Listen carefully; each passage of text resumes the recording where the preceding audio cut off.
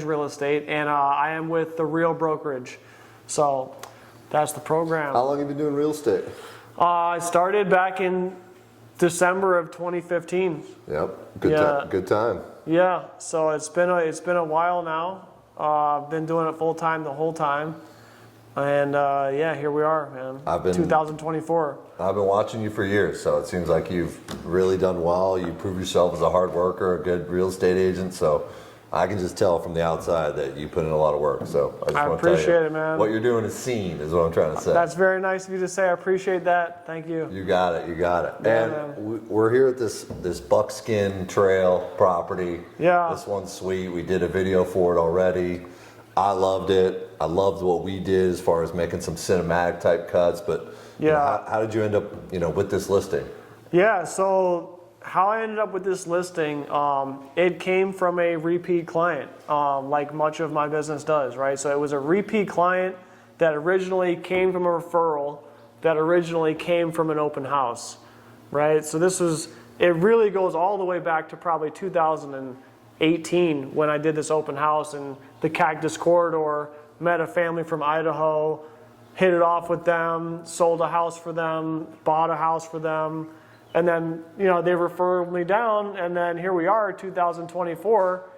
But in addition to that, this house that I'm, selling, representing the sellers, in 2021, I actually represented these clients as the buyers. So I helped them buy this house, and now, hey, life changes. People have different needs and wants, and then 3 years later, we're selling it. 3.5 years later. Yeah. That's cool. Congratulations. Thanks very much. Yeah, absolutely. Yeah. So, when you do a listing like this, and this is obviously an incredible place here in North Scottsdale. It's a luxury listing. This is a luxury listing, right? What do you do to prepare for this, differently than you would something else? What's the difference? Yeah. So, every property usually requires some level of preparation. But the bigger the property, there's more things to do. But here's what it really looked like. It starts from the very beginning, is talking with the client about where are we going to price my house at, Taylor? What do you think we're going to list at, Taylor? So I had an idea, just because I always have my pulse on the market, and the conversation started about other things. So as soon as a client's coming to me and they send me that first text, hey Taylor, we need to talk about making a move. Well, my radar is already on. I'm already checking comps. I'm already kind of redialing my focus on that neighborhood and that price segment. And so I get to that, start with getting an idea. So that's the first thing they're going to ask, right? Yeah. So I'm preparing myself with market activity, inventory, pricing, whatever I can do to just gain an extra edge, so they have that reassurance and confidence in me as their real estate advisor. So once we get through all that, then we meet, and then we sit down and we talk about it, go through the contract, the listing agreement, what we're going to list it at, go over commissions, and we just come to all the agreements right here at the kitchen table. Like so many people, realize and remember that conversation with a realtor at the kitchen table. This is where it really goes down. Yeah. And that's where I prep them, that's where I start telling them the things we need to get done before the listing launch. Right, it's very important that we talk about a listing launch, because there's some things that it has to be a big event. This is not just like a little drop in the pond, right? We have to make waves. There's some production involved. So yeah, we want to make waves out here. So it's like, this is my product. No one's going to know my product better than me. So I meet the person at their house. We talk about it. We get all that done. But then I'm going to make another visit to their property. I'm going to make some suggestions. I'll make another visit to the property. I'll make some suggestions. And for this one, we did, the sellers were great. Another thing that's important is having a seller who is ready to take advice, ready to take this on as a team effort and work with me, right? They already had landscapers here. They're maintaining the property, of course. They got the place all trimmed up because they know they're gonna sell the house, right? Landscaping grows in Arizona. Yeah. Especially in the springtime, you're gonna get some serious growth, right? Cut that back, clean it up. This is basics. For sure. But then as I'm walking the property with the seller, I'm noticing, guys, we're gonna need to do some exterior stucco painting, patching, the fence. So we had it's a big property. It's the house is about 3,800 feet, and then there's it's sitting on almost 2 acres, but Yeah, really it's guarded by a whole cinder block wall fence. It has a long driveway with pony walls, has a mailbox, all these stucco things that just over time in Arizona in the sun, they're going to get faded. So I had them say, okay, I had them agree to some painting, right? I walked the inside of the house. We're selling a luxury property. I want it to look pristine. I said, guys, ultimately, the dogs rub against the baseboards. Life happens. This is a property with white interior. You can't keep white clean like you can't go to dinner with a white shirt, man. That's tough. It's going to get dinged up. That's hard. So we agreed that, hey, we're going to paint the interior as well. So that's the first thing, is like making the suggestions, seeing the small things. On my third visit, I noticed a couple more things, by the way. Got to get a handyman to knock out these 2 items and anything, So we're just going through, right? Just really diagnosing the home, the property. So I'm seeing everything that any potential buyer is going to see, but also any potential inspector is going to see, and just kind of making sure the place is super fresh. Yeah. I like that you mentioned that having sellers who are ready to work as like a team. Yeah. Instead of just, hey, you come in, you throw the listing up or whatever, for you to come in and make those suggestions about, hey, the stucco paint or whatever, the flooring, maybe we mix these few things. So you think that's really important? It's tremendously important, right? Very important. The more that they're willing to work with me and help out, the better. And now that I'm thinking about it, there's a couple other details, like water stains on the glass tile in the pool, right? So all these things come into play. And then when it comes to actually getting the work done, this is part of my service. I'm not just going to throw you out there and say, my painter's showing up on Tuesday, pay him whatever he asks. No, I'm going to get 2 bids. I bring both painters out. We go through the project. Yeah. We have them submit their bid. I go through it extensively with the seller. We go, refine some things, and ultimately we come to something where they can make a decision and feel very comfortable. Their house is in good hands, and then we got great work done, So that's part of the deal, is my team of contractors that I work with regularly, but even though they're my people, I know them, still want the seller to have transparency and make the choice which one they want to use. Yeah, that makes total sense. Well, what are some of the ways that you market homes? Like, what are some of the ways that you market this home? I know we made a video together about this home specifically, right? But is that standard issue, or what are some of the ways you market listings like this? Yeah, so you have print, you have video, and you have photos, and so it's about creating the content, which is the print and the video and the photos, but then it comes to the distribution, right? So I'm doing posts on my Instagram and Facebook. I'll do a paid ad once we do go live, because those become available at that point. I'm doing, obviously, everyone, everyone should do high-end luxury photos. I'm not cheap on it too either. I always pay a little extra for more advanced editing. Sure. So I do spend the money up front, and I just want to make sure I've got the drone photos, I've got more than I need, so I can subtract things I don't like. That's kind of my approach, especially on a luxury listing with a lot of different features that I need to showcase. So it's gathering the content, but then also distributing it through emailing in my database and a lot of social media.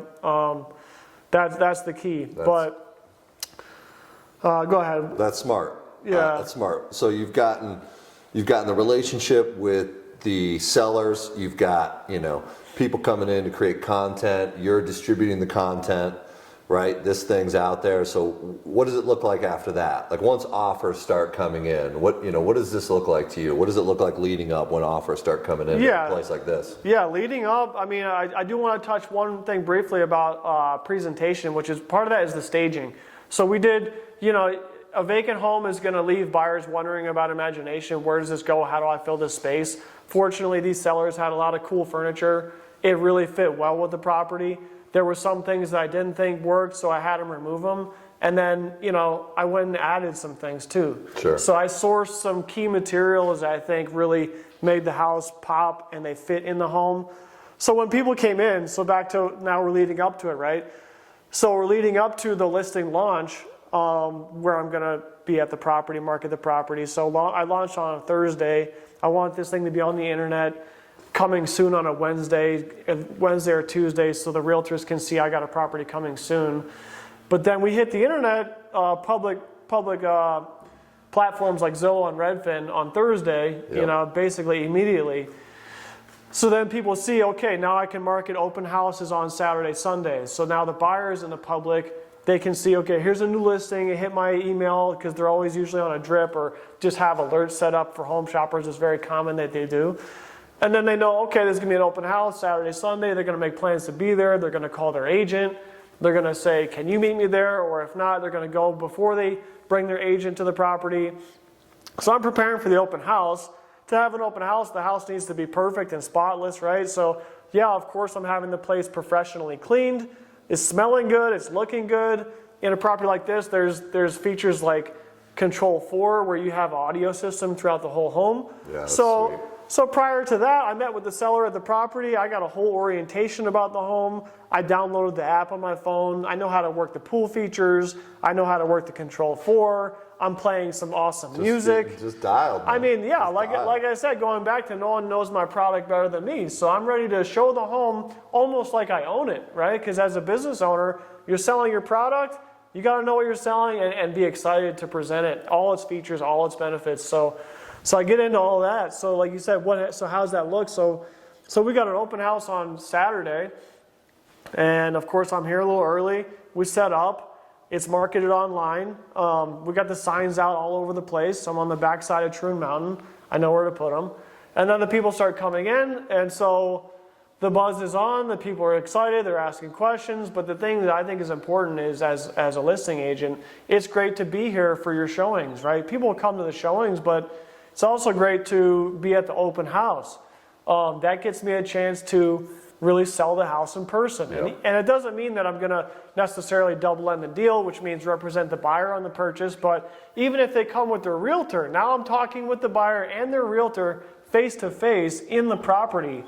They're asking questions they wouldn't have thought to ask. I'm able to answer them on the spot. You know, I'm able to showcase things they wouldn't have seen in the photo.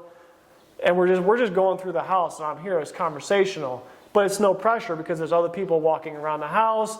I'm here, I'm gone. I'm here, I'm gone. You know, I'm back to doing my thing. They're touring. They're coming back with more ideas, more questions. They're seeing other people. It's a very fun, interactive deal. Just like anything, I think you would agree that doing stuff face to face is always more productive, right? And you can always, if you're talking to a potential buyer or a potential buyer's agent, you know, you're able to get much closer to what you guys are looking for when you're doing it face to face. When you're looking at pictures online, it only goes so far as to when you step into a property like this and you see the view that we're looking at right now. Yeah, I mean, it's incredible. Right? You see the view. You're watching me open the sliding doors. The fireplace is on. The music. The music is gone. I'm offering a beverage. Right? Yeah, panini sandwiches come or on, something. Man. Yeah, it's a concierge level experience is what I like to try to provide. Yeah, that's cool. So let's say you've got some interested buyers and you've talking with the agent or whatever. What's how do you deal with the inspection process? What does that go like for you? Yeah, so I mean, I have an idea of the home and everything, and back to what we start with is like the seller's disclosure. Part of the listing process is like letting the seller know what to expect. So I'm prepping my seller what the inspection process looks like. You know, I tell them, hey, it's standard 10 days. These buyers had actually just bought a home, so they went through that process with me. So, you know, it depends on the level of familiarity and also like how far away a certain buyer or seller is from their last transaction, how much they remember and how much they're going over again. It's like riding a bicycle. They forgot things, but I'm reminding them.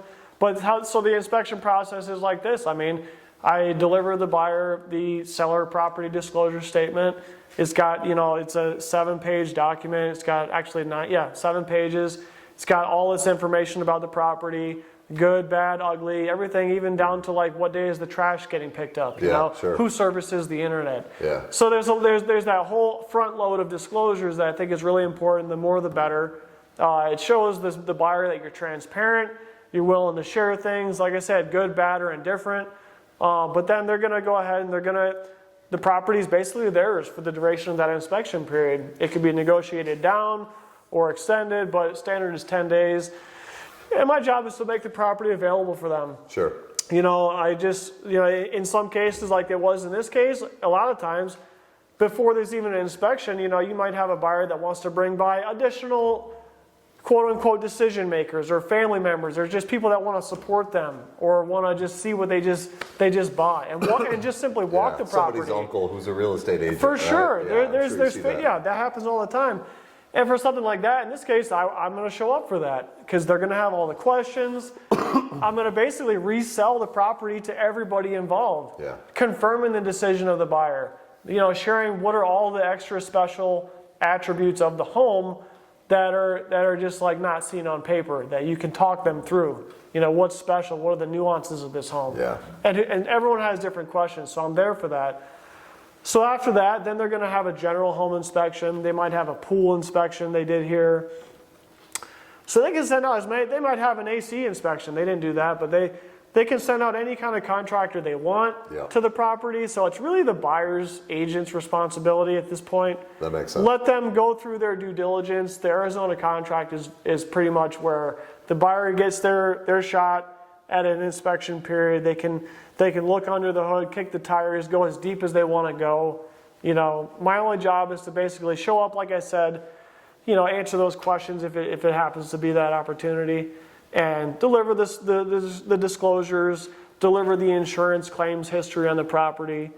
And then they're going to come to me and they're going to say, hey, Taylor, we paid this much for the property. This one was a killer house. It was in high demand. We went over asking on this listing because we got 3 offers, right? It's a very special, unique house. So you're not going to find something like this. Like Randy walked the property. There's a video on the house. When you see the views and the videos, it's really unique and special. So it did draw a lot of attention, and it was competitive.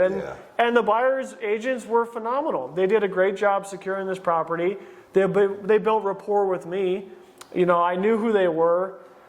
They have a good reputation in town in the market. They happen to be with the same brokerage I'm in, so we're kind of cheering for each other. But at the same time, we're representing our people hard. Yeah. No doubt. So we got through all that. They did their inspections. This was also a cash transaction with a 20-day close, right? You want to meet that 20-day close date, and that's part of the buyer's basically like incentive to get the seller, hey, choose me as the buyer. I'm going cash, I'm closing fast. So that, kudos to them. But given that short closing date, you don't want to go through a whole 10 days and then say, well, fix X, Y, and Z. In this case, we just negotiated a credit. There were some things I was aware of. There were some things that came up in inspection. The sellers felt they got a very fair deal, a very fair price. Pretty common to make a little negotiation there. There's gonna be an adjustment. I mean, when we bought a house for these clients, it was an expensive luxury property. They didn't want a credit. They actually wanted all the things fixed, and we had a 35-day escrow. So we had that seller fix it was probably, when I write a Benzer, which is the request thing, I call it 8 things on the thing, but each thing has 3 or 4 things in it. So it's about presentation too. So it could be 4 or 5, 6 trades that you want to have come out. This one didn't need all those trades, but there was 3 key items that we just negotiated a credit for, and it makes it super simple. We can close on time. They're getting a fair deal. Everyone's happy. Sellers have peace of mind. They don't have to chase around contractors, invoices, multiple more appointments to the property. It's just okay, the buyer agent did a great job presenting us with quotes, estimates, inspection reports. They build their file. I bring it to my seller. I say, hey, this is where we are in the transaction. We did all this leading up to it. We did all this prep work. We got our 3 offers. We negotiated a price we love. If you guys are cool with this, you can make your 1 signature away from a deal. Cool. At that point, they said, I agree, Taylor. I talked to them. They agree. Husband and wife. Let me check with the husband. Yeah, we're both on board. Cool. Let's move forward. So at that point, when a seller receives the repair request from a buyer, I'll just run through this quickly because I think it's important. They've got a couple choices. They can just simply accept the request from the buyer, and that ends the deal. That ends the contract. That's the final step in the race. Now the earnest money goes locked in. Sellers know the deal's closed. It's over. Or they can come back and say, I'm doing nothing. And that's kind of a gutsy move. And you know, every deal is different, so that depends how you're going to feel about it. Yeah. Everything is different. Or they can say, I'm going to do less than what you asked for, but I'm going to do something. In those two instances, you put it back on the buyer's table. Seller now loses control of the contract. It's back up to the buyer. So it makes sense depending on the contract, but try to do a lot of front-end negotiation with the buyer realtor to get something that is going to be acceptable for my seller. Yeah, you know, that makes sense, yeah. That's the idea, so we can close it. That makes sense. Well, sweet, man. Congrats on making this deal, and this house is pretty special for sure. So, like you said, this place had buzz on its own. Just the views, the property, the location in town, and so congrats on getting a great listing. So what we do see on paper is you